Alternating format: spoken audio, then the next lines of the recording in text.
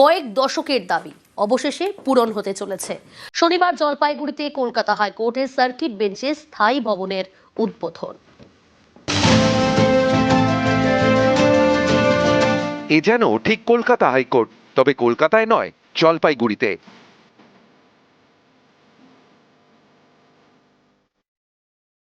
জলপাইগুড়িতে কলকাতা হাইকোর্টের সার্কিট বেঞ্চে স্থায়ী ভবন।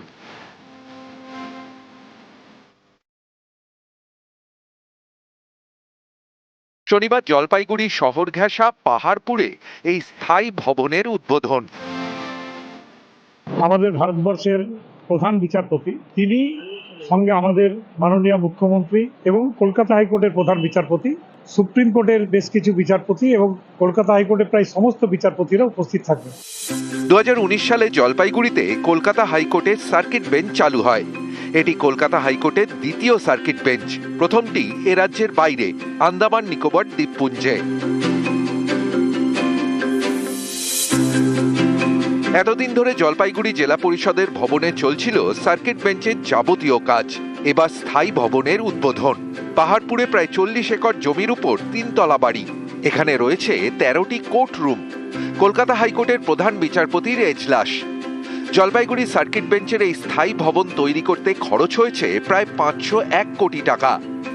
13টা কোর্ট, চিফ জাস্টিসের কোর্ট নিয়ে এখানে রেডি করা আছে। তার মধ্যে 4টে কোর্ট ইমিডিয়েটলি চালু হবে, তার মধ্যে একটা ডিভিশন বেঞ্চও থাকবে।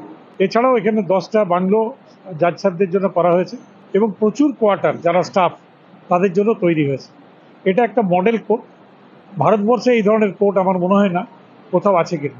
এবং এত সুন্দর আর্কিটেকচার, যেটা মাননীয় মুখ্যমন্ত্রীর নির্দেশে পিডব্লিউডি দপ্তরের থেকে এখানে কাজটা করা হয়েছে। কোচবিহার, জলপাইগুড়ি, আলিপুরদুয়ার, দার্জিলিং এবং কালিম্পং। পরবর্তীকালে যেভাবে হাইকোর্টের থেকে আমাদের কাছে সুপারিশ আসবে। এই সার্কিট বেঞ্চের দাবি দীর্ঘদিনের। আইনজীবীদের দাবি 1963 সালে উত্তরবঙ্গে প্রথম সার্কিট বেঞ্চের দাবি ওঠে। আন্দোলন শুরু হয় জলপাইগুড়িতে। 2019 সালে স্বপ্ন পূরণ হয়। সার্কিট বেঞ্চ চালু হলেও এর কোনো স্থায়ী ভবন ছিল না। এবার সেটাও পেতে চলেছে উত্তরবঙ্গ। সার্কিট বেঞ্চ উত্তরবঙ্গে স্থাপন করার যে আন্দোলন, সেটা অনেক দীর্ঘ আন্দোলন। 1963 সালে প্রথম জলপাইগুড়ি বার অ্যাসোসিয়েশন থেকে ওয়েস্ট বেঙ্গল WBLA বলে একটি সংস্থা ছিল, সেই সংস্থার মিটিংয়ে প্রথম প্রস্তাব হয়। তারপর থেকেই বিভিন্নভাবে এই দাবি দাওয়া প্রেস সরকারের কাছে, হাইকোর্টের কাছে পাঠানো হয়। এই আন্দোলনের চাপে হাইকোর্ট সিদ্ধান্ত নেয় যে উত্তরবঙ্গে একটি সার্কিট বেঞ্চ হবে। আমরা 8টা জেলাকে নিয়ে এবং স্থায়ী বেঞ্চ, যেখানে পাবলিক ইন্টারেস্ট লিটিগেশন মামলা ফাইল হবে ও সবকিছুই এই বেঞ্চেই ফাইল হবে, এখানেই নিষ্পত্তি হবে। জলপাইগুড়ি থেকে শান্তনু কর, নিউজ 18 বাংলা। এনজেপি স্টেশনে আইটি হাব। এনজেপি স্টেশন পরিদর্শনে ঘোষণা রেলমন্ত্রীর। উত্তর পূর্ব সীমান্ত রেলওয়েতে 13,000 কোটি বরাদ্দ। এনজেপি স্টেশনের প্ল্যাটফর্ম 8 থেকে বেড়ে হচ্ছে 10। একাধিক নতুন ট্রেন চালু হচ্ছে বলে জানান রেলমন্ত্রী। ভুবনেশ্বরের পর এনজেপিতেও আইটি হাবের ঘোষণা মন্ত্রীর। 13,000 करोड़ रुपए का बजट आज माननीय प्रधानमंत्री वेस्ट बंगाल में रेलवे के डेवलपमेंट के लिए देते हैं। आज एनजेपी स्टेशन आप देख रहे हैं वर्ल्ड क्लास स्टेशन बनने के काम में चल रहा है। अभी 8 प्लेटफॉर्म्स हैं, इसमें 2 नए ऐड हो रहे हैं 10 से। भुवनेश्वर में आईटी हब बन रहा है रेलवे स्टेशन के ऊपर, वैसे ही एनजेपी में भी आईटी हब बनेगा रेलवे स्टेशन। पैसेंजर और मेल एक्सप्रेस ट्रेन की मेंटेनेंस होती है, उस कैपेसिटी को बढ़ाने का काम भी जल्दी शुरू होगा, जिससे कि एनजेपी से और ज़्यादा गाड़ियां हम यहां से चला सके। নজর রাখবো আবহাওয়ার খবরে। সরস্বতী পুজোয় বাড়বে তাপমাত্রা। কলকাতা ও তার আশেপাশে বাড়বে তাপমাত্রা। দক্ষিণের জেলায় শীত উধাওয়ের সম্ভাবনা। পশ্চিমের জেলাগুলোয় থাকবে শীতের আমেজ। সোমবার থেকে রাজ্যে বাড়বে তাপমাত্রা। শনি রবিবার দক্ষিণবঙ্গে ঘন কুয়াশার সতর্কতা জারি। 23 তারিখ নাগাদ গিয়ে হয়তো আবার সামান্য একটু কমার সম্ভাবনা থাকবে। এই সময় স্বাভাবিক যদি বলা হয়, কলকাতা পার্শ্ববর্তী অঞ্চলের জন্য মিনিমাম টেম্পারেচার স্বাভাবিক থাকে 14.5 এর কাছাকাছি। তো 23 তারিখ নাগাদ সেই রকমই 14 থেকে 15 মধ্যেই থাকার সম্ভাবনা থাকছে এবং দিনের তাপমাত্রা প্রায় 25 ডিগ্রি কাছাকাছি থাকার সম্ভাবনা। কয়েক দশকের দাবি অবশেষে পূরণ হতে চলেছে। শনিবার জলপাইগুড়িতে কলকাতা হাইকোর্টের সার্কিট বেঞ্চে স্থায়ী ভবনের উদ্বোধন। এ যেন ঠিক কলকাতা হাইকোর্ট, তবে কলকাতায় নয়, জলপাইগুড়িতে।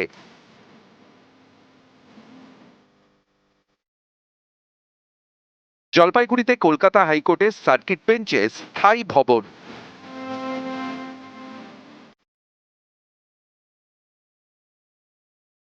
শনিবার জলপাইগুড়ি শহর ঘেঁষা পাহাড়পুরে এই স্থায়ী ভবনের উদ্বোধন। আমাদের ভারতবর্ষের প্রধান বিচারপতি, তিনি সঙ্গে আমাদের মাননীয় মুখ্যমন্ত্রী এবং কলকাতা হাইকোর্টের প্রধান বিচারপতি, সুপ্রিম কোর্টের বেশ কিছু বিচারপতি এবং কলকাতা হাইকোর্টের প্রায় সমস্ত বিচারপতিরা উপস্থিত থাকবেন। 2019 সালে জলপাইগুড়িতে কলকাতা হাইকোর্টের সার্কিট বেঞ্চ চালু হয়। এটি কলকাতা হাইকোর্টের দ্বিতীয় সার্কিট বেঞ্চ। প্রথমটি এ রাজ্যের বাইরে, আন্দামান নিকোবর দ্বীপপুঞ্জে। এতদিন ধরে জলপাইগুড়ি জেলা পরিষদের ভবনে চলছিল সার্কিট বেঞ্চের যাবতীয় কাজ। এবার স্থায়ী ভবনের উদ্বোধন। পাহাড়পুরে প্রায় 40 একর জমির উপর 3 তলা বাড়ি। এখানে রয়েছে 13টি কোর্ট রুম। কলকাতা হাইকোর্টের প্রধান বিচারপতির এজলাস। জলপাইগুড়ি সার্কিট বেঞ্চের এই স্থায়ী ভবন তৈরি করতে খরচ হয়েছে প্রায় 501 কোটি টাকা। 13টা কোর্ট, চিফ জাস্টিসের কোর্ট নিয়ে এখানে রেডি করা আছে। তার মধ্যে 4টে কোর্ট ইমিডিয়েটলি চালু হবে, তার মধ্যে একটা ডিভিশন বেঞ্চও থাকবে। এছাড়াও এখানে 10টা বাংলো জাজ সাহেবদের জন্য করা হয়েছে এবং প্রচুর কোয়ার্টার যারা স্টাফ তাদের জন্য তৈরি হয়েছে। এটা একটা মডেল কোর্ট। ভারতবর্ষে এই ধরনের কোর্ট আমার মনে হয় না কোথাও আছে কিনা। এবং এত সুন্দর আর্কিটেকচার, যেটা মাননীয় মুখ্যমন্ত্রীর নির্দেশে পিডব্লিউডি দপ্তরের থেকে এখানে কাজটা করা হয়েছে। কোচবিহার, জলপাইগুড়ি, আলিপুরদুয়ার, দার্জিলিং এবং কালিম্পং। পরবর্তীকালে যত যেভাবে হাইকোর্টের থেকে আমাদের কাছে সুপারিশ আসবে। এই সার্কিট বেঞ্চের দাবি দীর্ঘদিনের। আইনজীবীদের দাবি 1963 সালে উত্তরবঙ্গে প্রথম সার্কিট বেঞ্চের দাবি ওঠে। আন্দোলন শুরু হয় জলপাইগুড়িতে। 2019 সালে স্বপ্ন পূরণ হয়। সার্কিট বেঞ্চ চালু হলেও এর কোনো স্থায়ী ভবন ছিল না। এবার সেটাও পেতে চলেছে উত্তরবঙ্গ। সার্কিট বেঞ্চ উত্তরবঙ্গে স্থাপন করার যে আন্দোলন, সেটা অনেক দীর্ঘ আন্দোলন। 1963 সালে প্রথম জলপাইগুড়ি বার অ্যাসোসিয়েশন থেকে ওয়েস্ট বেঙ্গল WBLA বলে একটি সংস্থা ছিল, সেই সংস্থার মিটিং এ প্রথম প্রস্তাব হয়। তারপর থেকেই বিভিন্নভাবে এই দাবি দাওয়া প্রেস সরকারের কাছে, হাইকোর্টের কাছে পাঠানো হয়। এই আন্দোলনের চাপে হাইকোর্ট সিদ্ধান্ত নেয় যে উত্তরবঙ্গে কি সার্কিট বেঞ্চ হবে। আমরা 8টা জেলাকে নিয়ে এবং স্থায়ী বেঞ্চ, যেখানে পাবলিক ইন্টারেস্ট লিটিগেশন মামলা ফাইল হবে ও সবকিছুই এই বেঞ্চেই ফাইল হবে, এখানেই নিষ্পত্তি হবে। জলপাইগুড়ি থেকে শান্তনু কর, নিউজ 18 বাংলা। এনজেপি স্টেশনে আইটি হাব। এনজেপি স্টেশন পরিদর্শনে ঘোষণা রেলমন্ত্রীর। উত্তর পূর্ব সীমান্ত রেলওয়েতে 13,000 কোটি বরাদ্দ। এনজেপি স্টেশনের প্ল্যাটফর্ম 8 থেকে বেড়ে হচ্ছে 10। একাধিক নতুন ট্রেন চালু হচ্ছে বলে জানান রেলমন্ত্রী। ভুবনেশ্বরের পর এনজেপিতেও আইটি হাবের ঘোষণা মন্ত্রীর। 13,000 करोड़ रुपए का बजट आज माननीय प्रधानमंत्री वेस्ट बंगाल में रेलवे के डेवलपमेंट के लिए देते हैं। आज एनजेपी स्टेशन आप देख रहे हैं वर्ल्ड क्लास स्टेशन बनने के काम में चल रहा है। अभी 8 प्लेटफॉर्म्स हैं, इसमें 2 नए ऐड हो रहे हैं 10 से। भुवनेश्वर में आईटी हब बन रहा है रेलवे स्टेशन के ऊपर, वैसे ही एनजेपी में भी आईटी हब बनेगा रेलवे स्टेशन। पैसेंजर और मेल एक्सप्रेस ट्रेन की मेंटेनेंस होती है, उस कैपेसिटी को बढ़ाने का काम भी जल्दी शुरू होगा, जिससे कि एनजेपी से और ज़्यादा गाड़ियां हम यहां से चला सके। নজর রাখবো আবহাওয়ার খবরে। সরস্বতী পুজোয় বাড়বে তাপমাত্রা। কলকাতা ও তার আশেপাশে বাড়বে তাপমাত্রা। দক্ষিণের জেলায় শীত উধাওয়ের সম্ভাবনা। পশ্চিমের জেলাগুলোয় থাকবে শীতের আমেজ। সোমবার থেকে রাজ্যে বাড়বে তাপমাত্রা। শনি রবিবার দক্ষিণবঙ্গে ঘন কুয়াশার সতর্কতা জারি। 23 তারিখ নাগাদ গিয়ে হয়তো আবার সামান্য একটু কমার সম্ভাবনা থাকবে। এই সময় স্বাভাবিক যদি বলা হয়, কলকাতা পার্শ্ববর্তী অঞ্চলের জন্য মিনিমাম টেম্পারেচার স্বাভাবিক থাকে 14.5 এর কাছাকাছি। তো 23 তারিখ নাগাদ সেই রকমই 14 থেকে 15 মধ্যেই থাকার সম্ভাবনা থাকছে এবং দিনের তাপমাত্রা প্রায় 25 ডিগ্রি কাছাকাছি থাকার সম্ভাবনা।